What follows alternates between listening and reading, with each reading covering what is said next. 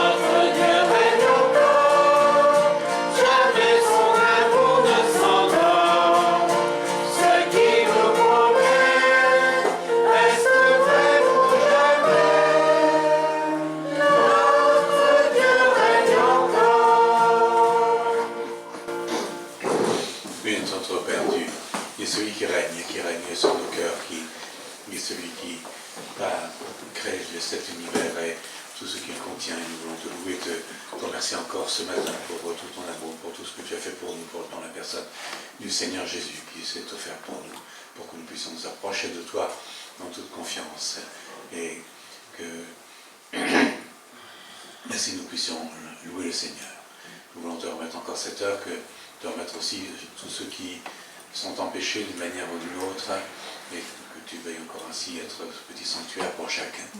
Ainsi encore t'adresse notre prière avec toute la louange de nos cœurs dans le prénom de Jésus. Amen. En Jésus seul est notre espoir. Lui, ma lumière, ma force, mon chant, pierre angulaire, solide rempart, même quand l'orage devient violent.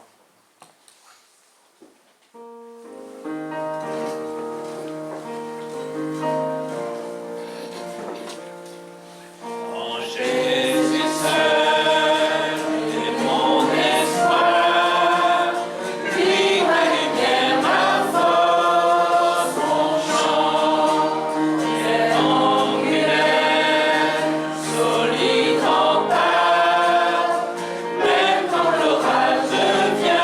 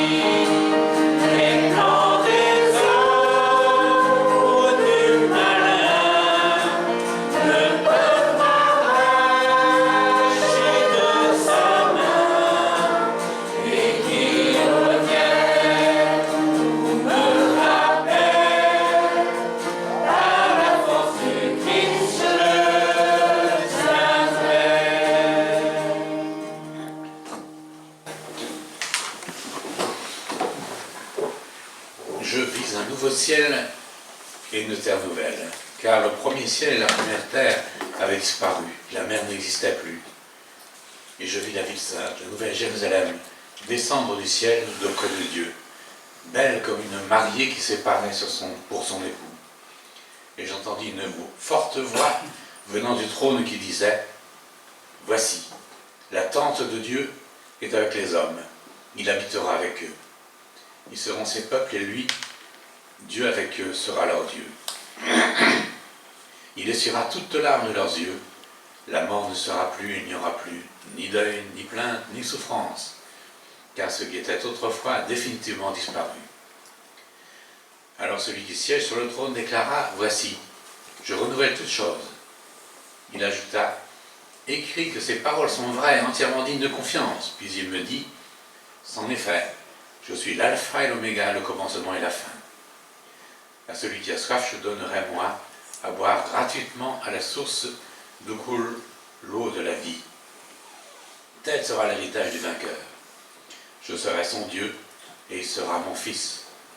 Quant aux lâches, aux infidèles, aux dépravés, meurtriers ou débauchés, aux magiciens, aux idolâtres et à tous les menteurs, leur part sera les temps ardents de feu et de soufre, c'est-à-dire la seconde mort. Voici, je vis un ciel nouveau et une terre nouvelle, car le premier ciel et la première terre avaient disparu. Et je vis la ville sainte, la nouvelle Jérusalem, descendre du ciel d'auprès de Dieu, belle comme une mariée qui s'est parée pour son époux. Voilà donc quelle est notre part que nous attendons. Et ainsi, en attendant, nous pouvons donc chanter la suprématie du Seigneur.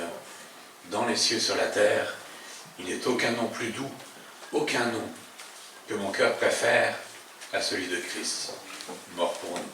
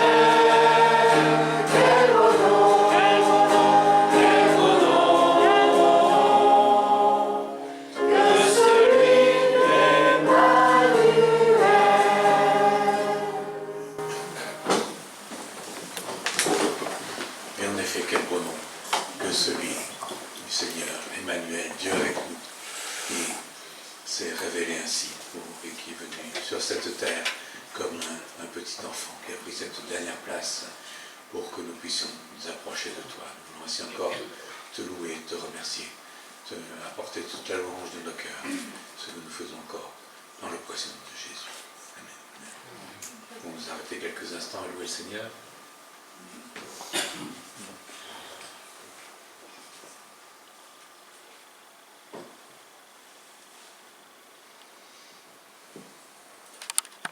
Un des 7 anges qui tenait les 7 coupes pleines des 7 derniers fléaux vint me parler. Viens, me dit-il, je te montrerai la mariée, l'épouse de l'agneau. Il me transporta en esprit sur une grande et haute montagne, d'où il me fit voir la ville sainte Jérusalem qui descendait du ciel, d'auprès de Dieu. Elle rayonnait de la gloire divine. Son éclat rappelait celui d'une pierre très précieuse, celui d'un jaspe d'une transparence cristalline. Elle était entourée d'une grande et haute muraille, percée de 12 portes gardées par 12 anges.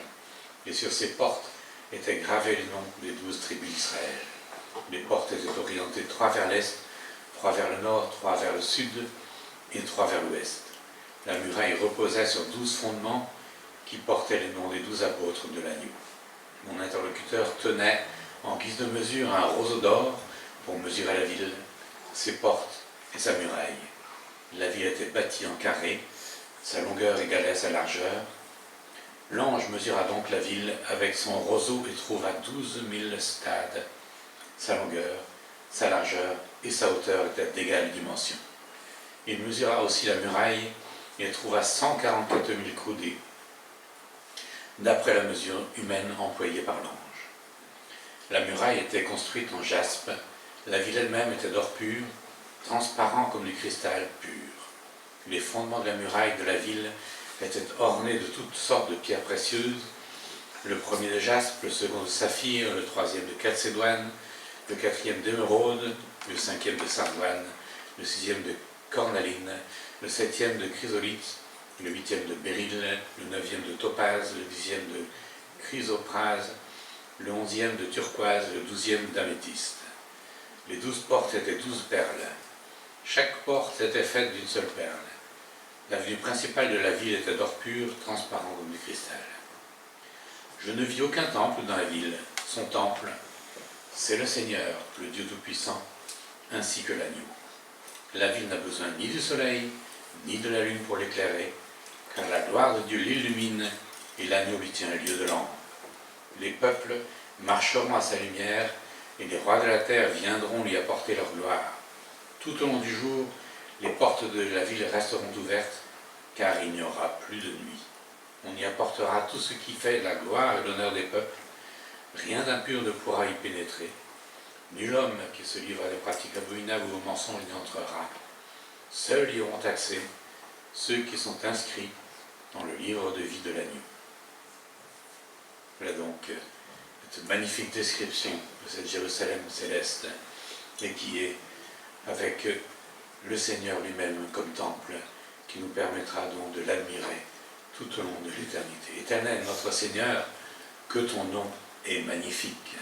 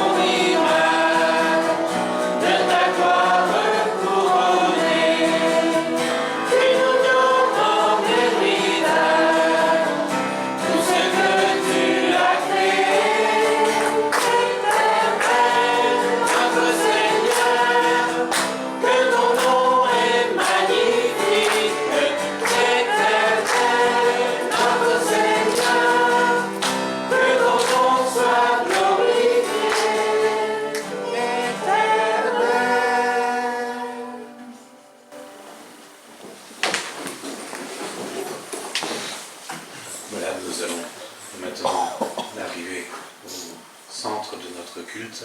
Je vais laisser la parole à Gabriel. Bonjour à chacun. Comme je le vois, nous sommes nombreux à être invités à la table du Seigneur ce matin. C'est le Seigneur qui a voulu qu'on soit là ce matin. Et il voulait nous réunir. Et vous savez déjà quel verset j'aime lire en Matthieu 26. Je ne vais pas en rester là. Donc je vais peut-être le lire pour moi-même dans...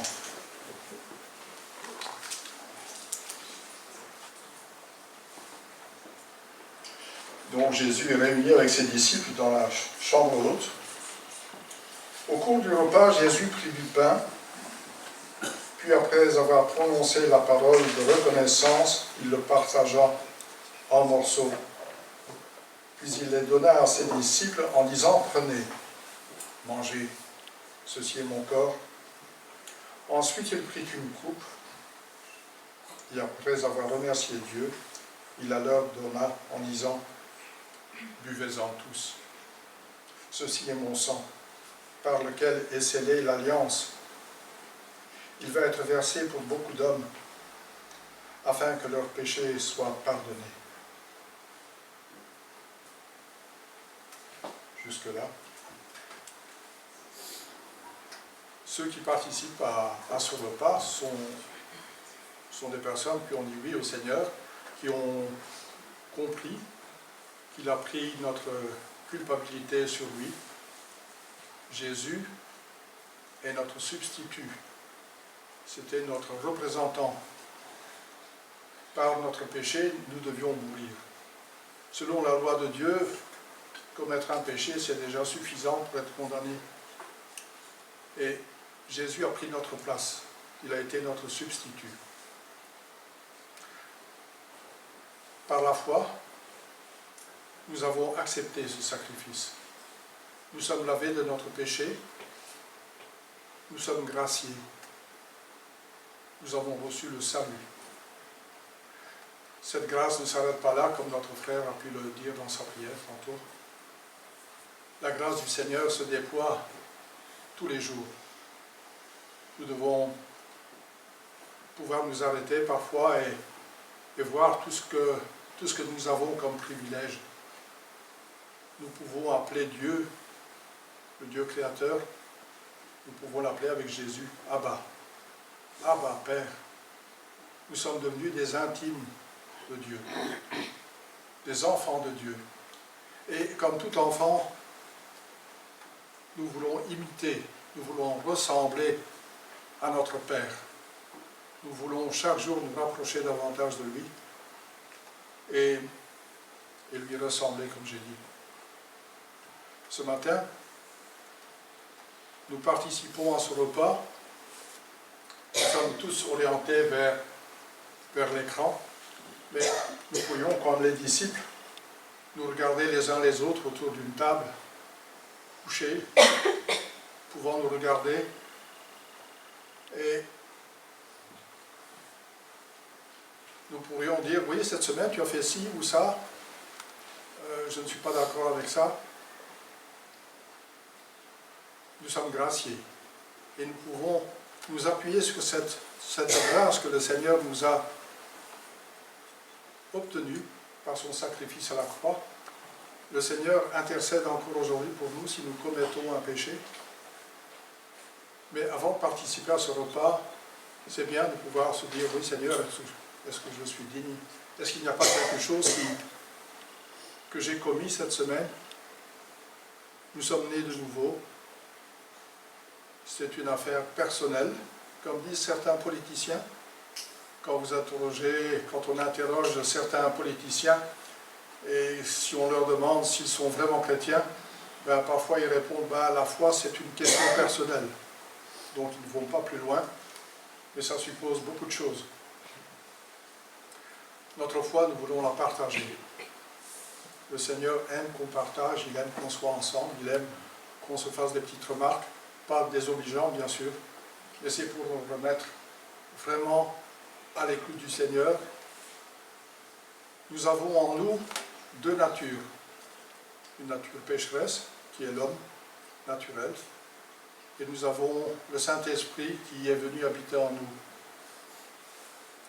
Et la vie du chrétien est souvent comparée à quelqu'un qui a deux chiens, un chien noir et un chien blanc. Si vous nourrissez le chien noir, il va devenir plus fort. Et nous, chrétiens, nous avons en quelque sorte un chien blanc, un bon chien, une bonne nature que nous voulons nourrir. Nous voulons chaque jour nous nourrir de la parole de Dieu pour ressembler chaque jour davantage à notre Seigneur. Nous sommes morts avec Christ à la croix, et comme vous pouvez le lire en Colossiens 3, mais vous êtes aussi ressuscités avec Christ. Recherchez donc les réalités d'en haut, là où se trouve Christ, qui siège à la droite de Dieu. De toute votre pensée, tendez vers les réalités d'en haut, non vers celles qui appartiennent à la terre, car vous êtes morts et votre vie est cachée avec Christ en Dieu. Lorsque Christ apparaîtra, lui qui est votre vie, alors vous paraîtrez vous aussi avec lui dans la gloire. Faites donc mourir tout ce qui dans votre vie appartient à la terre, c'est-à-dire l'inconduite, l'impureté, les passions incontrôlées, les désirs mauvais et la soif de posséder qui est une idolâtrie. Ce sont de tels comportements qui attirent la colère de Dieu sur ceux qui refusent de lui obéir. Et vous-même aussi, vous commettiez ces péchés autrefois, lorsqu'il faisait votre vie. Mais à présent, débarrassez-vous de tout cela. Débarrassez-vous de la colère, de l'irritation, de la méchanceté, des insultes ou des propos grossiers qui sortiraient de votre bouche. Ne vous mentez pas les uns aux autres, car vous vous êtes dépouillés de l'homme que vous étiez autrefois avec tous ses agissements. Et vous, vous vous êtes revêtus de l'homme nouveau. Celui-ci se renouvelle pour être l'image de son Créateur, afin de parvenir à la pleine connaissance. Dans cette nouvelle humanité, il n'y a plus de différence entre juifs et non-juifs, entre circoncis et incirconcis, étrangers et barbares, esclaves, hommes libres. Il n'y a plus que Christ, lui qui est tout en tous. Ainsi, puisque Dieu vous a choisi pour faire partie du peuple saint et qu'il vous aime, nous sommes aimés de Dieu car nous avons accepté Jésus. Ainsi, puisque Dieu vous a choisi pour faire partie du peuple saint et qu'il vous aime, revêtez-vous d'une ardente bonté, de bienveillance, d'humilité, de douceur, de patience. Supportez-vous les uns les autres. Et si l'un de vous a quelque chose à reprocher à l'autre, pardonnez-vous mutuellement. Le Seigneur vous a pardonné, vous aussi, pardonnez de la même manière. Et par-dessus tout cela, revêtez-vous de l'amour, qui est le lien par excellence. Que la paix instaurée par Christ gouverne vos décisions, car c'est à cette paix que Dieu vous a appelés pour former un seul corps. Soyez reconnaissants. Que la parole de Dieu réside au milieu de vous dans toute sa richesse, qu'elle vous inspire en pleine sagesse pour vous instruire et vous avertir les uns les autres, ou pour chanter à Dieu de tout votre cœur des psaumes, des hymnes et des cantiques inspirés par l'Esprit, afin d'exprimer votre reconnaissance à Dieu dans tout ce que vous pouvez dire ou faire. Agissez au nom du Seigneur Jésus, en remerciant Dieu, le Père, par lui. Jusque-là, la lecture. Nous sommes transformés, et que ceux qui ne participent pas encore à la scène puissent reconnaître en nous ces caractéristiques. nous voulons ressembler au Seigneur. Ce matin, nous sommes montés pour exprimer notre gratitude pour la grâce. Et nous exprimons encore notre gratitude pour cette grâce qui est renouvelée de jour en jour. Nous sommes avec Dieu, nous sommes avec Jésus et nous avons en nous son Saint-Esprit. Et cette grâce continue à agir en notre faveur. Nous ne faisons plus rien tout seuls, nous faisons tout avec Dieu, pour Dieu. Et maintenant, nous allons, fort de ces notions que j'ai énoncées ce matin, pouvoir participer à la scène. C'est vraiment merveilleux d'être ensemble en famille et c'est merveilleux d'avoir un seul Seigneur qui nous unit. Tantôt, nous serons réunis également dans la maison du Père et nous pourrons nous rappeler toutes les choses passées, mais nous pourrons exprimer notre richesse. Nous sommes riches en Christ, nous sommes aimés de Dieu. Dieu nous a tant aimés qu'il a donné son Fils unique, afin que quiconque croit en lui ne périsse pas, mais qu'il ait la vie éternelle. Merci Seigneur pour ton salut, merci pour ton aide, merci pour ta présence en nous, autour de nous. À toi la gloire.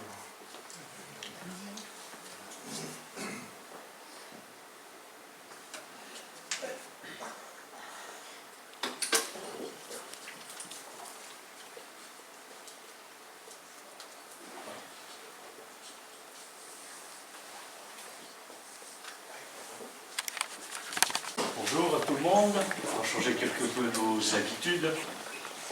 Je vais passer une petite vidéo qui va illustrer la prédication. Alors, ce sont les paraboles sur lesquelles je vais parler. Et donc, c'est une petite vidéo, donc ce sera en français courant, ça tout le monde comprend, surtout les enfants. Et après, les enfants pourraient sortir après la vidéo. Voilà. Alors, si la technique elle est prête, on peut y aller.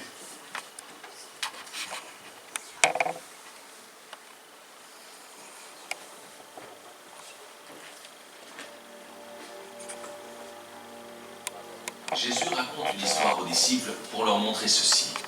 Il faut toujours prier et ne pas se décourager. Il leur dit, dans une ville, il y a un juge. Il ne respecte pas Dieu et il se moque des gens. Dans cette ville, il y a aussi une veuve. Souvent, elle va chez le juge pour lui dire, fais-moi justice contre mon adversaire. Pendant longtemps, le juge ne veut pas. Ensuite, il se dit, je ne respecte pas Dieu et je me moque des gens, mais cette veuve me fatigue. C'est pourquoi je vais lui faire justice. Alors elle ne viendra plus m'ennuyer sans arrêt. Le Seigneur ajoute, écoutez bien ce qu'il dit, ce mauvais juge. Eh bien, est-ce que Dieu ne va pas faire justice à ses amis qui crient vers lui jour et nuit? Est-ce qu'il les fait attendre? Je vous le dis, il va leur faire justice bien vite. Mais quand le Fils de l'homme viendra, est-ce qu'il trouvera des croyants sur la terre? Certains croyaient être justes et ils méprisaient tous les autres. Pour eux, Jésus raconte cette histoire. Deux hommes vont au temple pour prier. L'un est pharisien, l'autre est employé des impôts. Le pharisien se met devant. Voici comment il prie dans son cœur. Mon Dieu, je te remercie parce que je ne suis pas comme les autres. Ils sont voleurs, injustes, adultères. Et je te remercie parce que je ne suis pas comme cet employé des impôts. Je jeûne 2 fois par semaine. Je te donne le 10e de tout ce que je gagne. L'employé des impôts reste derrière. Il ne veut même pas lever les yeux vers le ciel. Mais il se frappe la poitrine pour demander pardon. Et il dit, mon Dieu, aie pitié de moi, je suis un homme pécheur. Jésus ajoute, oui, je vous le dis, l'employé des impôts rentre chez lui et Dieu le considère comme une personne juste. Ce n'est pas le cas du pharisien. En effet, celui qui veut être au-dessus des autres, on lui donnera la dernière place, et celui qui prend la dernière place, on le mettra au-dessus des autres.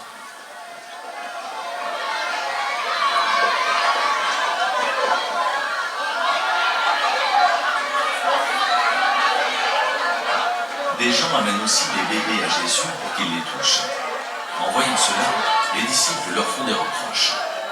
Mais Jésus fait approcher les bébés et il dit « Laissez les enfants venir à moi, ne les empêchez pas. En effet, le royaume de Dieu appartient à ceux qui sont comme les enfants. Je vous le dis, c'est la vérité. Si quelqu'un ne reçoit pas le royaume de Dieu comme un enfant, cette personne ne pourra jamais y entrer. »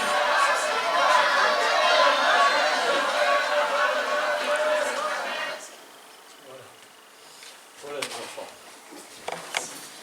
C'est pas un documentaire d'époque, hein. Ce sont des acteurs, je vous rappelle. Au cas où, quelquefois. Vous savez le film Jésus de Nazareth qui a eu quelques années, il y a des gens qui mettaient le portrait de l'acteur dans leur chambre pour représenter Jésus. Même l'acteur a dû dire écoutez, je ne suis pas Jésus, rien à voir avec. Voilà. Il faut préciser quelquefois les choses.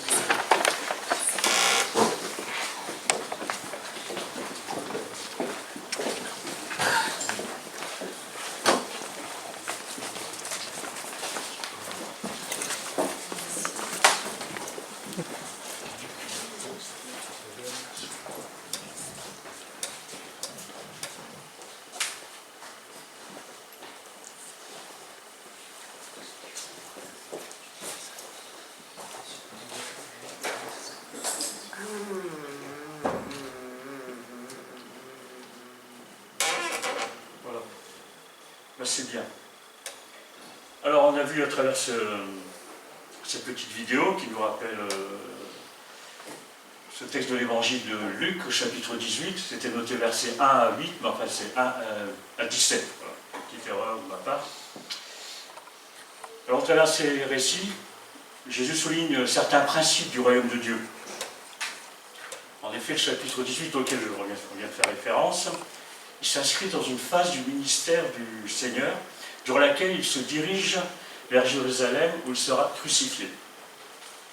Alors, pendant son périple, il répond aux questions de ses adversaires et de ses disciples. Deux de ces paraboles donnent un enseignement sur la prière, et la troisième, la condition pour entrer dans le royaume de Dieu. Chose qui est bien explicite dans la vidéo là. Nous n'en ferons pas la lecture, voilà, ça c'est fait. Voilà. Alors la première parabole pose la question, est-ce que le Fils de l'homme trouvera-t-il la foi quand il reviendra? La seconde parabole, on parle de la mauvaise foi contre la foi, ou qui s'oppose à la foi repentante. Et en troisième lieu, Jésus nous parle de la foi enfantine, qui est la foi enfantine sans laquelle personne n'entrera dans le royaume de Dieu. Alors la première parabole, si le but annoncé de la parabole est qu'il faut toujours prier et persévérer, cette histoire vient particulièrement en conclusion de l'enseignement donné en Luc 17, 20 à 37, qu'on a parlé ces dernières semaines, au sujet de la venue du Fils de l'homme, c'est-à-dire le retour visible du Seigneur Jésus. Alors dans cette partie, je vous conseille de la lire chez vous, quoi. Jésus explique sa mort, il explique son retour et une période de jugement. Il prend comme exemple le déluge du temps de Noé, la destruction de Sodome et Gomorrhe, en évoquant aussi la femme de Lot, ce qui lui est arrivé. Alors les disciples lui dirent « Quand cela se passera-t-il, Seigneur ?» Il répondit « Là où le corps, là se rassembleront aussi les vautours », ce qui conclut le chapitre en question. Alors bien sûr, je vous encourage à lire plus tard toute cette section. Alors on serait tenté aussi de considérer le méchant juge comme une figure d'un Dieu arbitraire qui ne répond à la prière que pour être débarrassé des importuns. Il est incontestable aussi que Dieu est totalement différent. Luc n'a de cesse de présenter Jésus proche des exclus et des plus fragiles de la société de son temps. Alors cette parabole a pour effet de mettre plutôt en contraste le caractère de Dieu et celui de cet horrible juge. Cet homme au cœur dur, ne se laissant pas influencer par l'opinion des autres. Par sa position d'autorité, normalement, il devait rendre la justice avec équité, d'autant plus envers les pauvres veuves. Parce qu'en Israël, en réalité, il était expressément interdit de maltraiter les veuves et les orphelins. Dieu lui-même se pose en défenseur des faibles. Lorsque nous dit le psaume 149 au verset 9, « L'Éternel protège les étrangers, il soutient l'orphelin et la veuve, mais il fait dévier la voie des méchants. » Si vous utilisez une concordance, vous verrez combien les veuves sont respectées. Aussi, certainement, Dieu fera justice aux siens. C'est ce que suggère Luc. Un homme impie, selon les termes de Jésus, donc Jésus insiste bien, c'est un homme impie, qui ne respecte pas les lois, est capable de donner son droit à cette pauvre femme. Combien de fois ça peut nous arriver aussi d'insister auprès des services administratifs pour arriver à un aboutissement de nos démarches, et finalement les employés ils finissent par céder à notre insistance.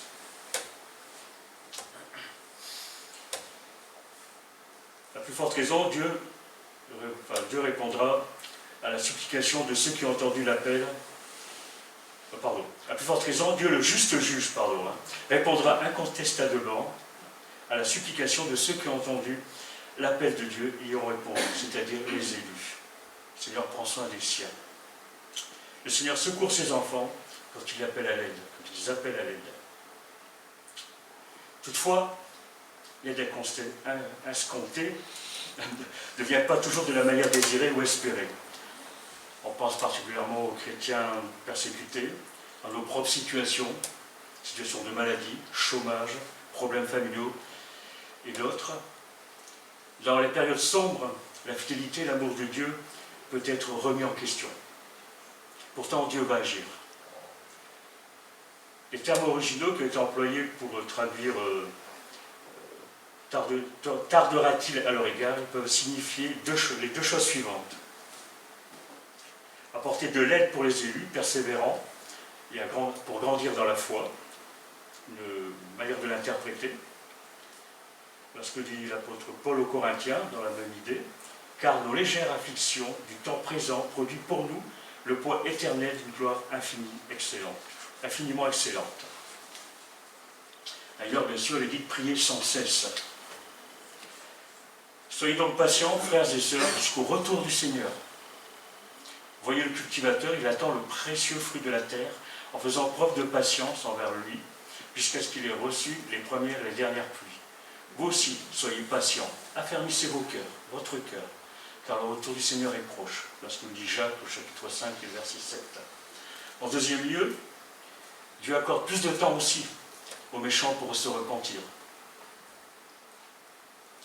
L'apôtre Paul fait cette remarque aux pharisiens, aux juifs de son époque, dans le chapitre 2 des Romains. Méprises-tu les richesses de sa bonté, de sa patience et de sa générosité, en ne reconnaissant pas que la bonté de Dieu te pousse à changer d'attitude ou à te repentir? C'est ce que dit l'apôtre Paul aux juifs religieux de son époque.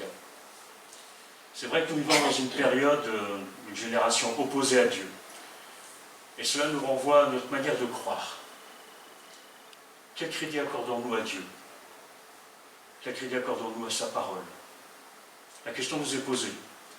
Serons-nous parmi ceux qui ont répondu à son appel lors du retour de Jésus? Le Seigneur ne tarde pas dans l'accomplissement de la promesse, comme certains le pensent. Au contraire, il fait preuve de patience envers nous, voulant qu'aucun ne périsse, mais que tous parviennent à la repentance. La deuxième parabole, on peut lui donner aussi le titre Halte au pharisianisme. Nous avons le cas de mauvaise foi, d'autojustification face à une foi repentante. Alors, cette nouvelle histoire illustre aussi la prière, mais dans une intention différente.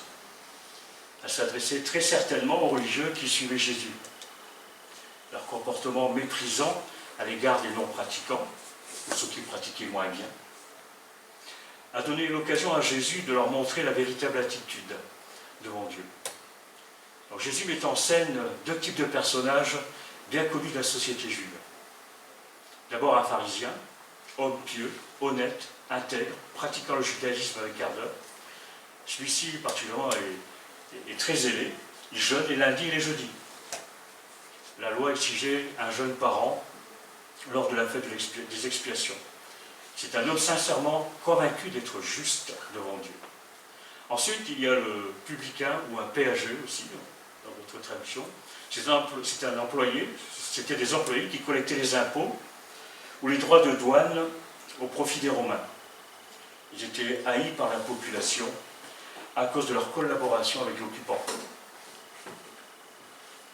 Ces deux personnages, ils montent au temple, ils se rendent au temple et prient. Apparemment, extérieurement, ils montrent la même ardeur de piété. Néanmoins, leur comportement va révéler leur véritable spiritualité. Il y a un auteur qui disait, qu'en parlant du pharisien, il disait, le pharisien fait deux classes d'hommes. L'une, il jette tout le genre humain, l'autre, la meilleure, il s'occupe de lui. Effectivement, il prend pour mesure lui-même ses œuvres et non la loi de Dieu. Remarquez aussi qu'il ne prie pas, ne s'adresse pas à Dieu. Il énumère ses bonnes œuvres et se parle à lui-même. Un autre commentateur dira, il se plaçait en vedette et priait. Il essaie de s'approcher de Dieu sur la base de ses propres vertus, tout en dénigrant le reste des hommes.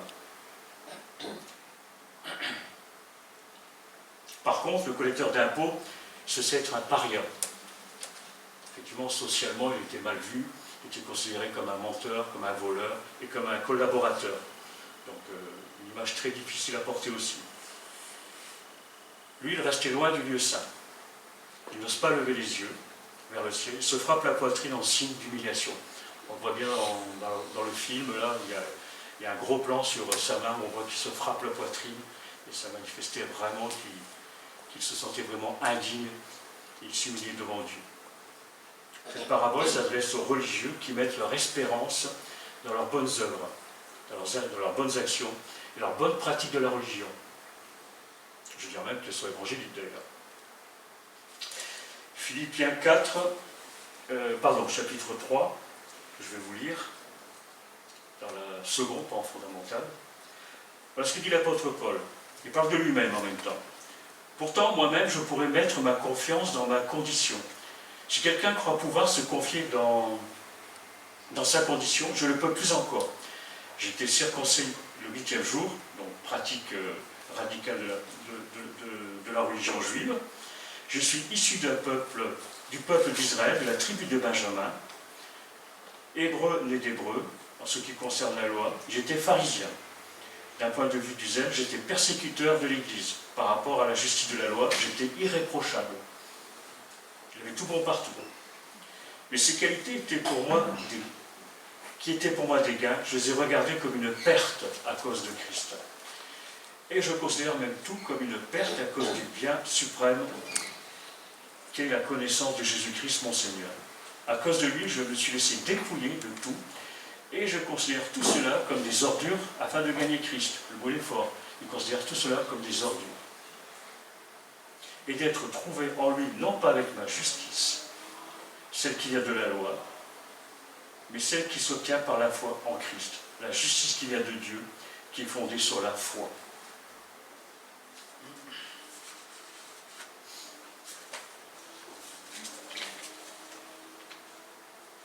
Donc cet homme est retourné chez lui, justifié. Cela signifie que le publicain était accepté par Dieu, tandis que le pharisien était totalement rejeté, ou réprouvé aussi. Alors ce passage nous montre clairement quelle est la signification stricte du mot justifié. Cela signifie se tenir devant Dieu comme si nous étions justes. Il a obtenu la grâce puisque sa culpabilité a été effacée et ses péchés ont été lavés. De même que les bonnes œuvres du pharisien étaient souillées et polluées et n'avaient aucune valeur aux yeux de Dieu. Par contre, le publicain a obtenu la justice en implorant le pardon parce qu'il espérait dans la miséricorde de Christ. La justice que Christ s'est acquise à la croix, il en était revêtu, comme chacun d'entre nous. Tous ceux qui placent leur foi en Jésus-Christ sont revêtus de la justice de Christ. Et je connaissais un pasteur qui disait, on est revêtu du manteau, c'est comme un manteau qui était revêtu quand on se présente devant Dieu. Alors pour terminer, nous voici déjà arrivés au troisième récit, avant de conclure. On lui amena aussi les petits-enfants. Dans l'original, on l'a entendu, sont des nourrissons, afin qu'ils les touchent et qu'ils leur imposent les mains. Des parents ont peut-être été en contact avec Jésus, certains ont peut-être été guéris, ou quelqu'un de la famille a été béni par la présence de Jésus, d'une manière ou d'une autre. Ce que font les parents dans ce cas-là, ils ont amené leurs enfants, leurs bébés, afin que Jésus aussi les bénisse. Dans les traditions juives de cette époque, les enfants n'étaient pas censés être sauvés par la prière d'un rabbi, mais plutôt bénis en vue d'une vie heureuse, saine et prospère. C'est pour ça qu'ils amenaient les enfants auprès de Jésus, qui était considéré comme un rabbi, comme un maître. Ils étaient censés être sauvés par leur appartenance à la nation d'Israël, et non par un acte ou un rite religieux. Parce qu'ils faisaient partie de l'Alliance, ils étaient considérés comme le peuple de Dieu. Par conséquent, ce texte n'a rien à voir avec le salut ou le baptême des nourrissons. Par contre, dans ce contexte, nous voyons clairement le cœur de Jésus. Jésus se préoccupe vraiment des petits-enfants. Il témoigne toujours de l'amour aux groupes négligés, mis au banc de la société, que les enfants, les femmes, les veuves et les pécheurs notoires, dont je faisais partie aussi. Ce passage ne s'intéresse pas seulement aux enfants, c'est un passage qui parle avant tout de la foi. Le royaume de Dieu est réservé à ceux qui ont confiance en Dieu, qui s'approchent de lui, avec la simplicité d'un enfant, dans la dépendance de Dieu. Le royaume de Dieu est pour ceux qui sont disposés à le recevoir, donc le royaume, comme des enfants, dans une attitude réceptive et humble. L'évangile de Jésus-Christ est pour tous. Il doit être accepté et cru. Donc en conclusion, je dirais que les ennuis, les incertitudes devraient nous conduire à la prière. Car c'est la prière persistante et confiante qui donne la paix et l'assurance de la fidélité de Dieu. Je crois que plusieurs d'entre vous ont déjà expérimenté cela dans leur vie. Il n'y a aucun moyen d'approcher de Dieu sur le fondement de nos propres mérites, mais seulement sur la miséricorde de Dieu, comme le montre Christ au calvaire, en accomplissant notre propre expiation. Le publicain a dit « Sois apaisé envers moi ». La condition disciple est de retourner et de se tourner vers le Seigneur Jésus-Christ avec la simplicité et l'humilité d'un enfant. Pour terminer, je vous lirai une citation d'un monsieur qu'on ne connaît peut-être pas, mais bon voilà. Là, ce qu'il dit, je dirais que la principale raison qui rend la prière si importante dans la vie chrétienne est qu'à chaque fois que nous prions, nous exprimons notre foi en Christ et notre attachement à l'Évangile. Si nous pouvons prier, c'est uniquement grâce à Jésus, qui est mort pour nos péchés et nous a offert l'accès au trône de Dieu. Nous pouvons sans crainte nous approcher du trône de grâce, car Jésus nous a ouvert la voie. Ça fait référence à des versets de l'Épître aux Hébreux. La prière nous permet de réaffirmer constamment notre dépendance vis-à-vis de Dieu, dans tous les domaines. Nous venons à lui comme un enfant vient à son Père, heureux de lui offrir sa bénédiction. Nous lui demandons notre pain quotidien. Mais la prière est aussi un moyen de louer Dieu, d'affirmer sa valeur, de l'adorer, de communier avec lui. J'avais déjà cité dans la Bible, il est question de prier sans cesse, ce qui revient à vivre notre vie quotidiennement, en gardant constamment à l'esprit que Dieu est à nos côtés. C'était répété plusieurs fois ce matin, qu'il est Dieu et qu'il a du poids dans notre vie. Voilà, je terminerai sur ce petit commentaire. Je vais simplement prier pour que tout ce qui a été dit, dans ce bref exposé, ce qu'on a pu voir dans la vidéo, que Dieu travaille nos cœurs avec toutes ces vérités, Notre Dieu, merci pour ta parole. Merci aussi, c'est vrai, d'avoir pris le temps de t'asseoir parmi les gens, de leur expliquer les merveilles du royaume de Dieu, en toute simplicité.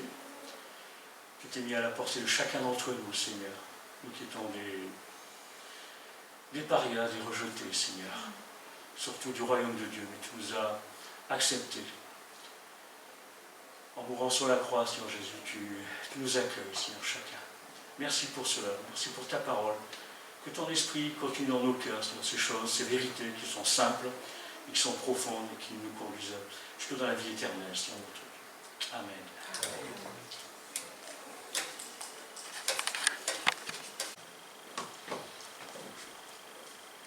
On va donc passer aux annonces.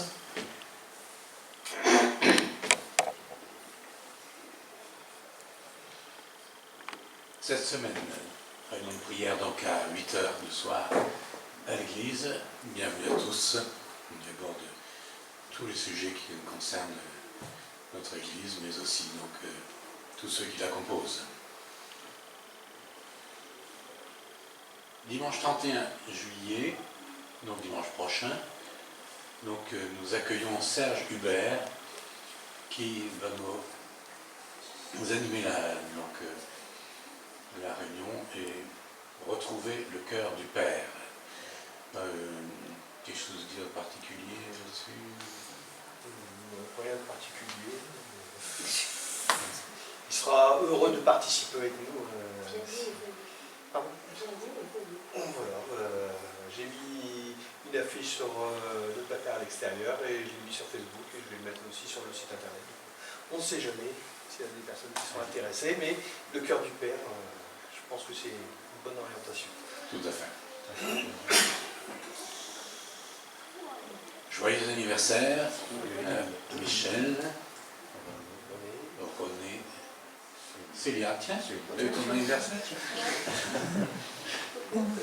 Corinne. Et aujourd'hui, Et aujourd'hui, Léopold. Bon anniversaire, Léopold. 20 ans.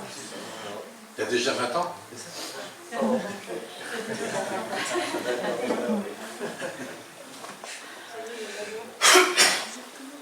Toutes les informations qu'on retrouve comme d'habitude sur les différents médias.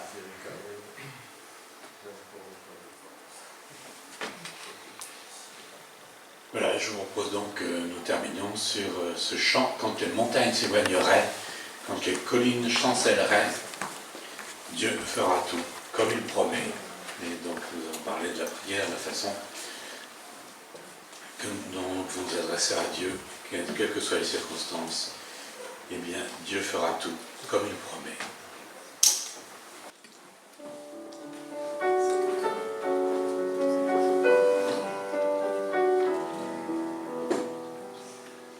Quand les montagnes